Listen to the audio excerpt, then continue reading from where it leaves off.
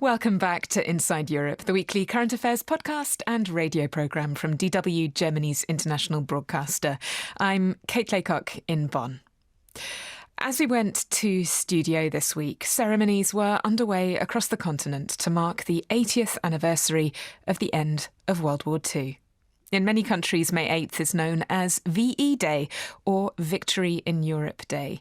And whilst it is a commemoration of the horrors of the past, May 8th has also often been seen as a chance to celebrate the achievements of the post-war era and of the emergence of a Europe which, until recently at least, often saw itself as a collective peace project.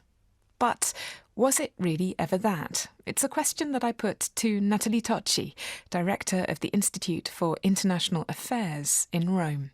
So it obviously was, in the sense that after the death and devastation of two world wars, Europeans at that point understood that the only way to move towards a better future was that of turning the page over the nationalism that had devastated Europe. And the means to do it was gradually integrating their economies, and progressively through that economic integration, there would be a political integration. So in that respect, obviously it was a peace project. I think it also was a peace project in the sense that it was a project in and for peacetime. Slowness was part of the recipe. And of course, if you do things slowly and carefully, then you have a higher chance of building a solid house. And in many respects, the fact that we're still here in a European Union that has progressively integrated over time is testimony to the fact that the house was and is solid. But of course, slowness is something that you can afford to do in peacetime. If we think about the condition today, we're in a context, on the one hand, in which we're no longer living in a peace context, but also we're living at a time in which empire and the ambition of empire is, re-showing its ugly face, basically, in the world. I really liked your image of the house, and I was sort of thinking that that house at the moment seems besieged. Russia's very much parked on the front lawn at the moment. And, of course, the security patrol around its perimeter, that sort of role that had been occupied by the United States, that is being withdrawn. So obviously, it's a more fragile house because it is threatened, right? And it is threatened by Russia. Then, of course, you add onto it the second threat, which has to do, in a sense, you put it in a rather benign way, which is, a United States that is not as interested in European security and is basically telling Europeans, hey, guys, you're on your own.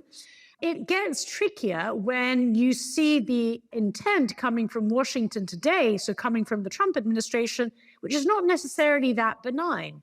And it's actually not about, we stand aside and you Europeans look after yourself, but we actually have an active interest in weakening or undermining and certainly fragmenting and dividing you. And so this is, in a sense, not just an American indifference, but it's something more akin to an American betrayal. And then there's the sort of third and final, and in some respects, most acute threat, which is really a threat from within. And I mean this in exactly the opposite way from the way in which US Vice President J.D. Vance meant it in Munich. And what I mean by the threat within is the rise of far-right nationalist forces in Europe. And of course, there's a connection between these three threats because, as we know, these far-right forces do have a strong domestic standing, but they are also supported quite explicitly, both politically and in some cases financially, actually both by Russia and by Trump's United States. And so, we're speaking after the first round of the Romanian election, which was, of course, a rerun of an election. So we see the way, and this connects to the point that I was making earlier about Russia pursuing a political strategy as it tries to reconstitute empire looking towards the south.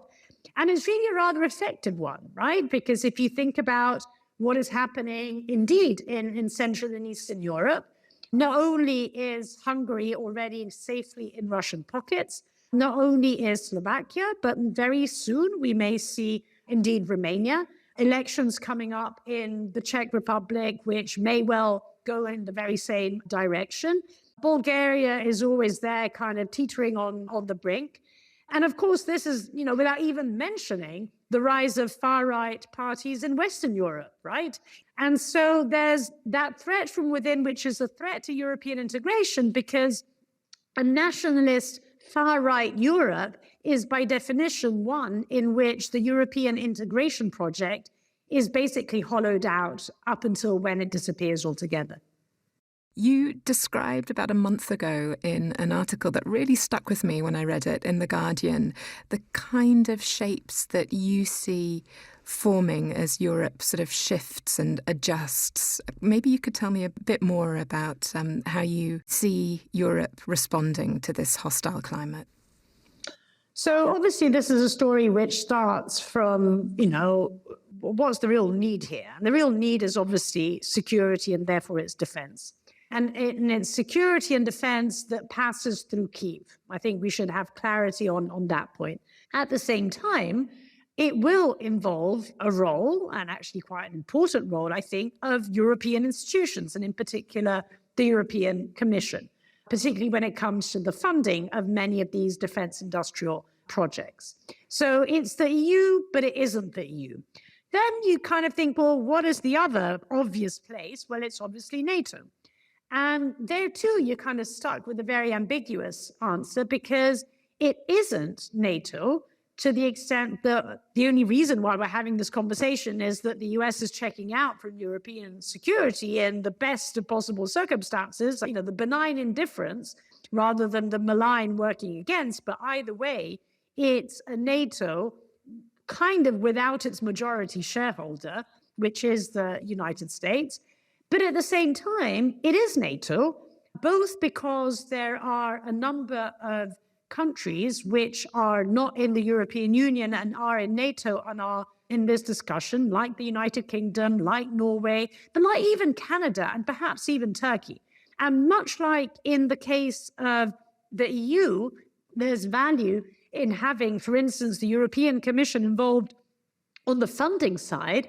When it comes to NATO, there's real value in an institutional setup which has been up and running for many, many decades and which is actually quite good at what it does, right? You didn't mention values. I mean, is that because the values are bound up with the institutions, or, where does that come in?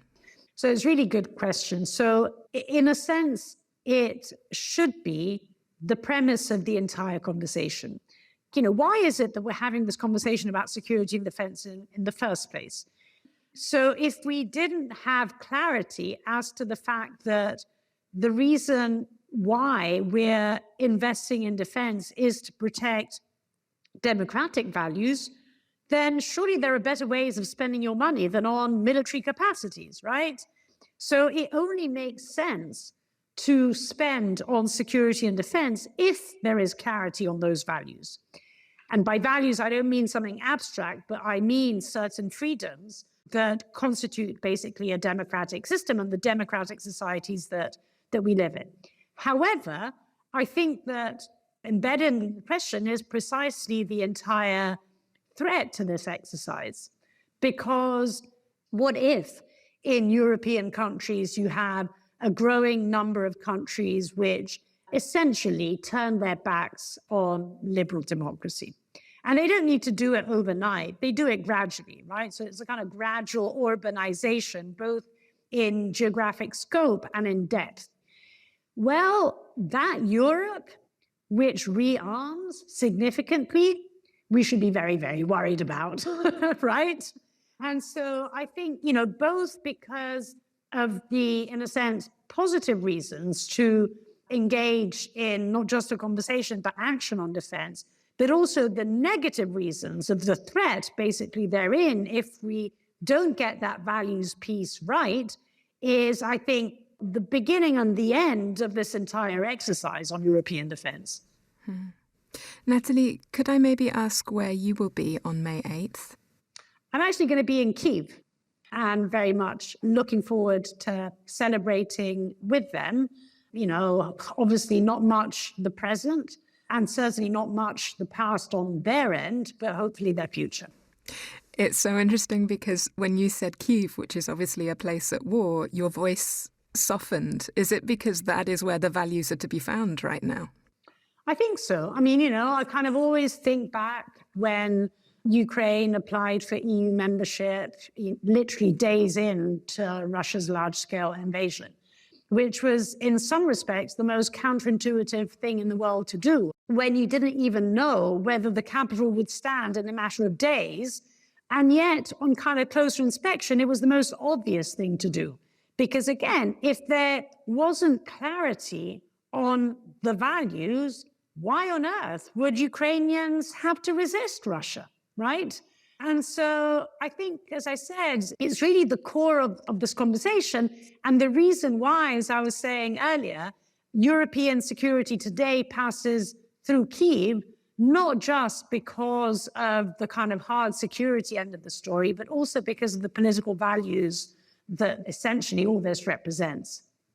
So if Kyiv is the place of clarity, would that make Gaza right now the place of unclarity, a place where there isn't a common voice? Well, I think it's even worse than that, because in some respects, Gaza is the place of clarity in reverse. It's basically the place where we have lost ourselves. You know, in some respects, Ukraine is where we found ourselves and refound ourselves and rediscovered the values that kind of bring us together. And Gaza is, in a sense, that place where we seem to have lost and you know, tragically, we're actually quite united. You know, we're far too united in having lost ourselves in the values piece of the equation in Gaza. Putting out statements is not going to do the trick.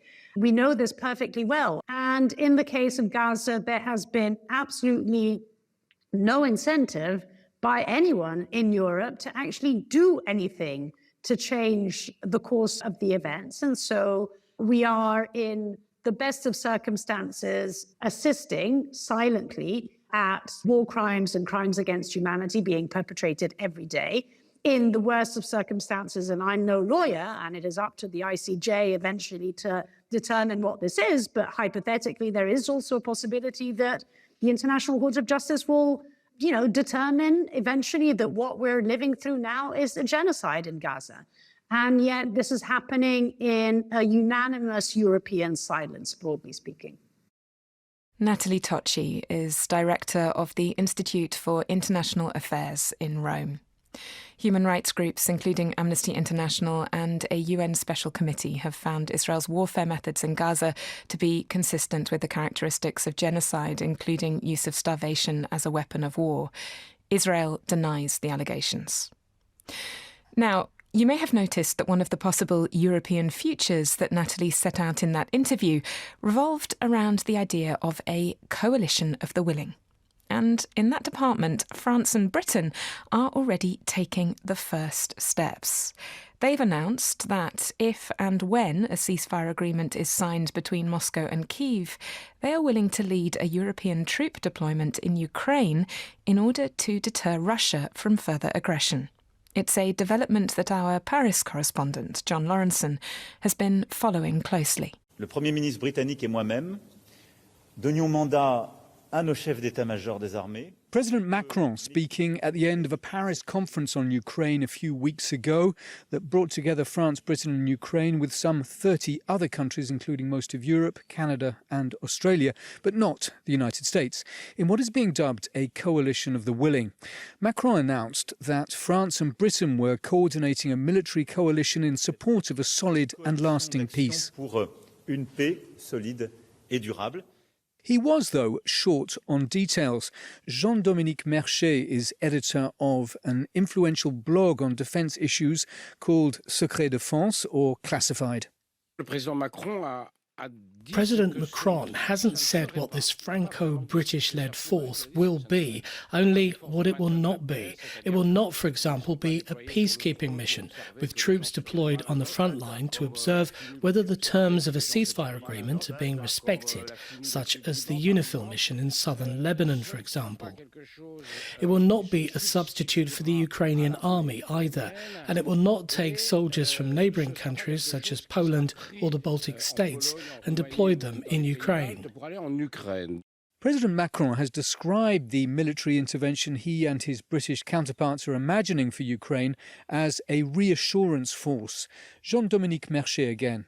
Force de réassurance, c'est un mot qui existe dans le jargon politico-militaire. It's a phrase that exists in NATO jargon. Reassurance forces exist. There are, for example, French soldiers in Estonia and Romania whose mission carries out this description. This is a force that would be deployed back from the front line at strategic sites to be decided with the Ukrainians, probably Kyiv, Odessa and the Zaporizhia nuclear power plant, for example. It's unclear what these soldiers would actually do, but their presence would, to quote the French president, deter further Russian aggression. Pour, je cite le président de la République, dissuader une nouvelle agression russe. So much for the role this force would play, but who will be taking part? Isabelle Lasserre is diplomatic correspondent of the Figaro newspaper. Quand on creuse, il n'y a que deux pays qui sont véritablement allants. When you dig into it, what you find is that there are only two countries really up for this, Britain and France, two nuclear powers that are really the only ones in Europe with the capacity to engage a military operation on foreign soil. There are other countries who say they would like to take part, but only if the United States provides what they call a safety net, by which they mean, at the very least, the support of U.S. military intelligence. And there are still others whose military capacities are too small, or who don't want to take part because they're worried about negative public opinion at home. Indeed, it is true to say that in Europe, generally, public opinion is far from enthusiastic about the deployment of their troops in Ukraine. Délirant parmi les partenaires européens. There is then, in Europe, since the election of Donald Trump, the will to meet the challenge of a possible US military disengagement from the defence of Ukraine and Europe in general. The question is how strong that will is. For the moment, in any case, the deployment of this Franco-British-led reassurance force remains a possibility only. It will not happen unless there is a proper ceasefire. It would also probably require the acceptance of Russia, acceptance which Vladimir Putin has so far indicated he will not be prepared to give. John Lawrenson, DW, Paris. From the uncertainties of the future to the lessons of the past next. That's here on Inside Europe with me, Kate Laycock.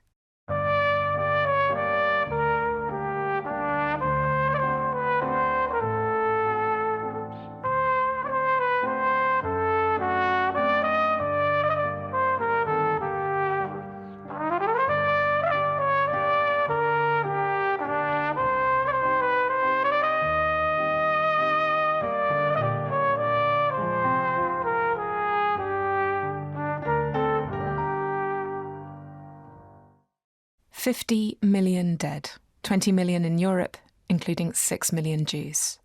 That was the bitter reality on 8th of May 1945, the official end of World War II in Europe. We can't bring those dead back to life, but we can remember them.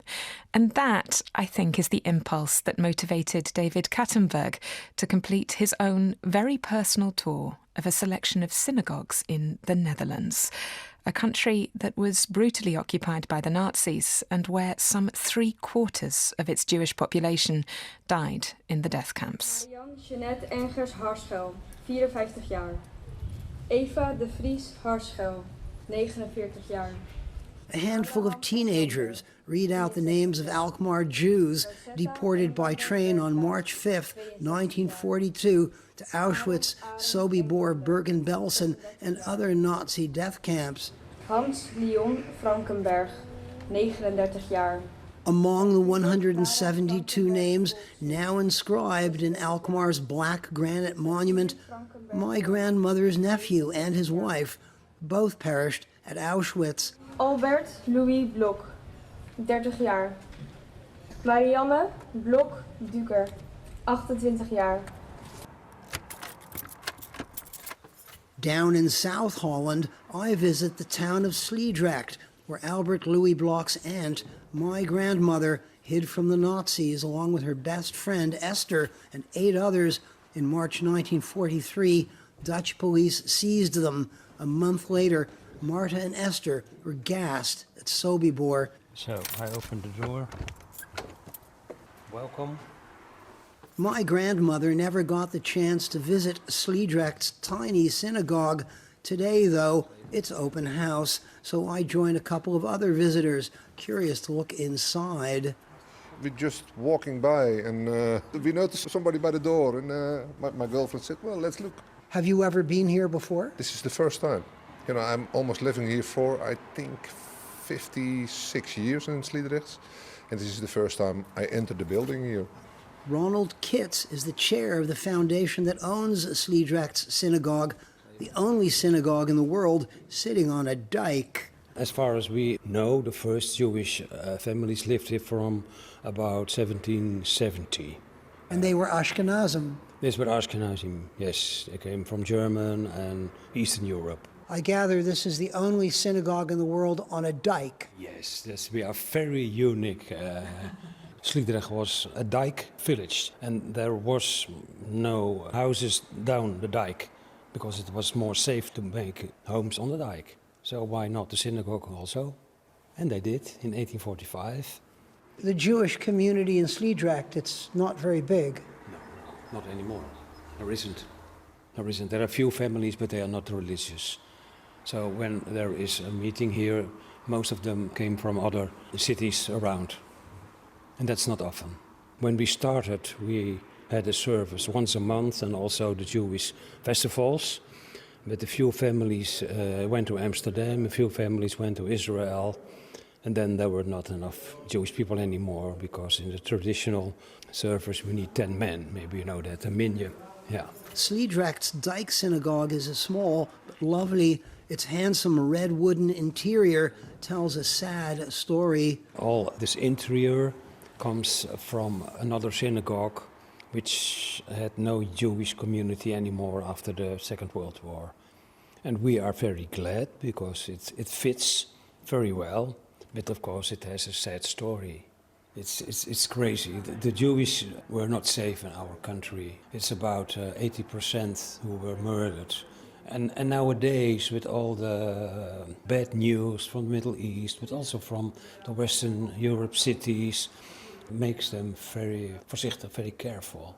Well, we go downstairs. Sliedrecht's Jewish community was small, never more than a few dozen. Ronald shows me a collection of their sacred objects. We are proud about this because it's not just a menorah or just a prayer book or just a talit. These objects came from Jewish people which ancestor lives in Sliedrecht. And that makes it beautiful because every object has its individual story. And we are proud about that. Next to mementos of Jewish life in Sliedrecht, a list of those who hid from the Germans in houses around town. One of them was my grandmother. There were people who were hiding in Sliedrecht houses. And, well, here we come, which is a little bit personal for you, I know. My grandmother. Yes, she was here.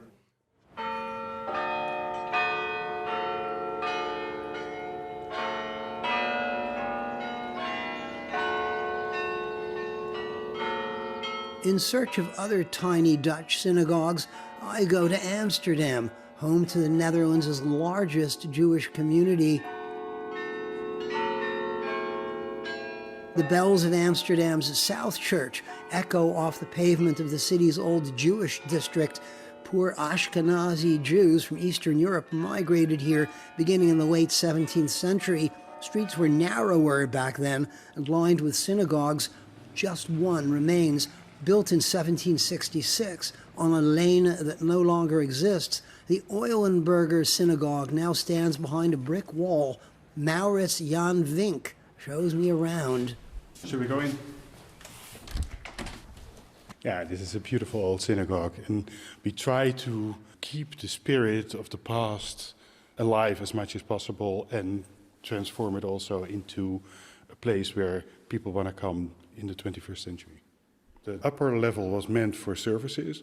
The lower level was more the community place for you could come and slaughter your chickens here, or you could come and have your wedding here, and you could come and get soup if you didn't have food for yourself. This part is where a lot of groups that came from Eastern Europe fled to. And this was also an area where there were a lot of synagogues. This is the only one remaining in the poor part. There were like 14 or 13 synagogues in the poor area. If you read the old papers, back then it was allowed to have 600 people in this building. I mean, 600 people in here, it would have been packed. Would have been packed. And knowing that there were no toilets and no conditions to wash your hands, you had to go somewhere else to do that. So, yeah, it was packed.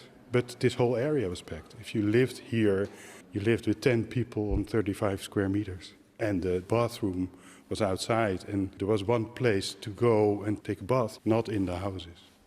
This is the poor part of Amsterdam, and the people in this neighborhood were the people most affected by the Shoah, because they didn't have connections, they didn't have money. You needed money to go into hiding. On average in the Netherlands, 75% of the Jewish population was killed. Here it's 95%. So almost nobody returned from this community.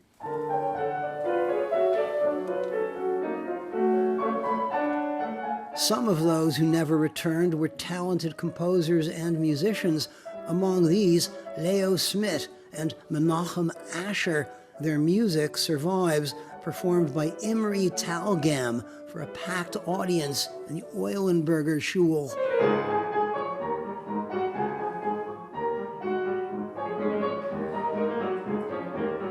Today, Eulenburger Synagogue is a popular venue for music recitals.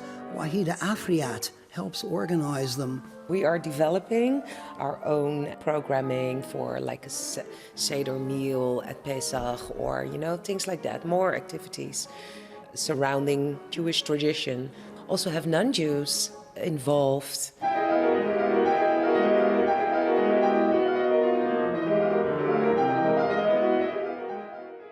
The building has a soul. It's historical, of course. And I love to be here. Hans Leon Frankenberg, 39 jaar. Gertrude Clara Frankenberg Goldsmith, 36 jaar.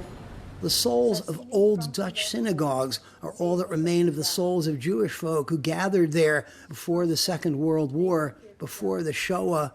Back in Alkmaar, 172 of those names are read, along with the places the lives of Dutch Jews were extinguished. Auschwitz, Birkenau, Bergen-Belsen, Mauthausen, Sobibor, Theresienstadt, ובשאר מחנות השמד וגלות אירופה.